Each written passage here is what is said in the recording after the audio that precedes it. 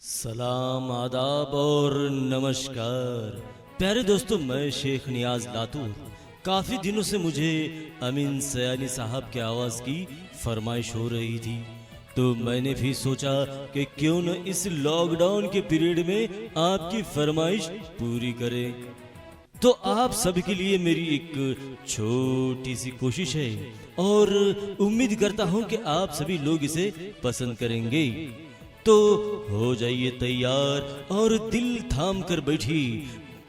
बीते दिनों की यादों को ताजा करते हुए सुनिए बिना का गीतमाला की कहानी। नमस्ते बहन भाइयों, मैं आपका दोस्त अमीन सयानी बोल रहा हूँ। मैं आपको बहुत ही कम शब्दों में सुनाना चाहता हूँ एशिया भर के चहीते रेडियो प्रोग्राम की कहानी।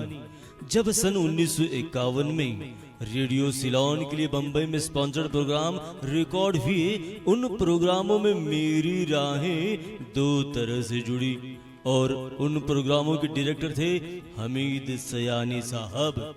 वो मेरे बड़े भाई भी थे और मेरे गुरु भी थे, मगर हमीद भाई चाहते थे कि मैं अपनी पढ़ाई पर पूरा ध्यान दूं। मैंने पढ़ाई से ज़्यादा कॉलेज पर ध्यान दिया और वो था बंबई का सेंट जेवियर्स कॉलेज, जिसके टेक्निकल इंस्टीट्यूट में ही रेडियो सिलोन के लिए प्रोग्राम रिकॉर्ड हुआ करते थे।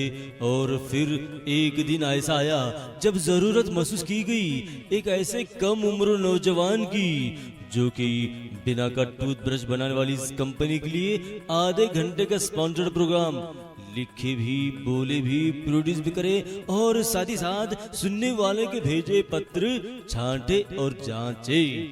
बस एक छोटा सा एक्सपेरिमेंट था, लिहाजा उस काम के लिए चुना गया मुझे, क्योंकि रेडियो सिलोन के ब्रॉडकास्टिंग प्रोग्रामों में से सबसे संबंध रखने वालों में से सबसे जूनियर मैं ही था। और फिर यूं 1952 के आखिर में शुरू हो गई बिना का गीतमाला। उन दिनों बिना का गीतमाला आधे घंटे का प्रोग्राम हुआ करता था। हर हफ्ते 7 अलग अलग गाने बजते थे और सुनने वालों को ये कहा जाता था कि उन्हें वो लोकप्रियता का क्रम दें। फिल्मी गीतों की वार्षिक लोकप्रियता उन दिनों बिना का गीतमाला में नहीं जांची जाती थी। हालांकि क्या म्यूजिकल फिल्में थी सन 1952 की। आवारा, दाग, आशियाना, झांझर, शर्त और बैजू बावरा और खास तौर पर अनारकली।